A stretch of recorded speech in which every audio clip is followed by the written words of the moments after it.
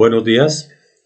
En el día de hoy nos queremos referir a las causas por las cuales nos encontramos en la situación en la actualidad. Es importante saber de dónde venimos porque eso nos puede marcar el derrotero de hacia dónde vamos. Nos encontramos, como ustedes saben, en una situación caótica en Colombia desde hace unos 17, 18 días. Y eso pues es la consecuencia de algo que ha venido pasando en Colombia desde hace mucho tiempo. Para quienes son neófitos en el tema, pues es muy fácil decir que las causas por las cuales nos encontramos hoy en la situación en que estamos obedecen a la pandemia que se originó en el año 2020 que se prolonga hasta este año. Pero eso sería un análisis muy miope. Creo que las causas de la crisis en la cual nos encontramos son estructurales y vienen desde hace mucho tiempo en el país a raíz de las directrices en la política económica que se han venido dando desde hace muchos años. La crisis no es reciente. Los índices de pobreza, de miseria, de analfabetismo, de falta de salud, de educación, pues llevan muchos años. Pero nos vamos a referir principalmente a la época que hemos denominado neoliberalismo, es decir, desde cuando se vienen implantando una serie de medidas que han hecho que pues Colombia llegue a la situación actual. A mediados de los 80 en el mundo y nosotros prácticamente desde el 90 se incrementan esas políticas que denominamos neoliberales. En la época de César Gaviria, en el año 1990, se implementa en Colombia lo que se denomina la apertura económica, que es abrir el mercado colombiano para que las compañías extranjeras de cualquier parte puedan venir aquí a aprovechar el mercado y puedan aquí hacer su agosto. Eso pues tiene que venir acompañado de una serie de políticas como son la disminución del tamaño del Estado. Es decir, se empiezan una serie de políticas en las cuales las instituciones estatales, las empresas del Estado, se van vendiendo poco a poco y se van privatizando, el fenómeno de la privatización que cuestionara tanto Saramago. Eso se hacía de una manera tal que consistía en no inyectar recursos a las empresas estatales para que no pudieran cumplir obviamente con su propósito. Eso hicieron, por ejemplo, con el Instituto de los Seguros Sociales, que era la empresa encargada de la salud de la mayoría de los colombianos de las clases populares. Empezaron a no inyectarle los recursos necesarios a los seguros sociales y pues obviamente que esta institución no podía prestar sus servicios y de esa manera se fue desacreditando.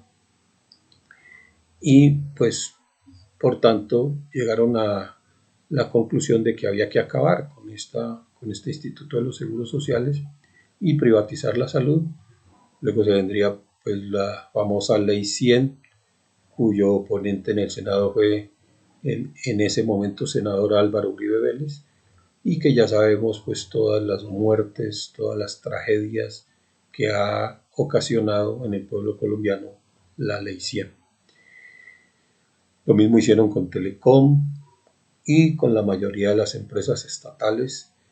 Las fueron vendiendo ni siquiera al mejor postor, sino que prácticamente las vendieron en unas condiciones en las cuales pues el capital privado internacional aprovechó las circunstancias y pues se aprovechó de esta infraestructura y lograron hoy en día pues lo que son muchas empresas multinacionales que controlan y monopolizan las comunicaciones en Colombia, como Movistar, Claro, etcétera. Entonces, en esto de las privatizaciones y del empequeñecimiento del aparato estatal, consisten unos de los logros más importantes del neoliberalismo y que nos ha llevado a la situación que tenemos actualmente. También pues se han venido dando recortes de tipo laboral, pensional, eh, la educación, pues obviamente ustedes saben cómo se le ha recortado los recursos o, no, o simplemente nunca se le han aumentado y pues la misma táctica de desacreditar la educación pública y todo lo que tenga que ver con la inversión de los colombianos en el sector público. Esa es una de las razones por las cuales se implementa la privatización en Colombia. Y todo eso pues se viene acrecentando en los gobiernos de Ernesto Samper, de Misael Pastrana, que a pesar de autodenominarse conservador, pues fue el más neoliberal de casi todos los presidentes de los últimos tiempos. Luego vendrían pues los mandatos de Álvaro Uribe y pues esto se fue acrecentando la crisis de tal manera que la mayoría de los colombianos ya no solo no tenían empleo, sino que no tenían salud y mucho menos educación.